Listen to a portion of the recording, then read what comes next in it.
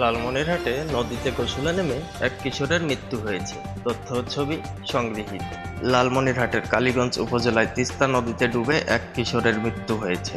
শনিবার 18 মে বিকেলে ওই উপজেলার তুষভান্ডার ইউনিয়নের মুন্সির বাজার তিস্তা পারে এ দুর্ঘটনাটি ঘটে। অন্যদিকে নিহত কিশোরের নাম জিহাদ মিয়া, বয়স 14 বছর। সে কাশিরাম গ্রামের আবুল কালামের ছেলে। মৃত্যুর বিষয়টি নিশ্চিত করেছেন কালীগঞ্জ থানার এএসআই তৌহিদুল ইসলাম।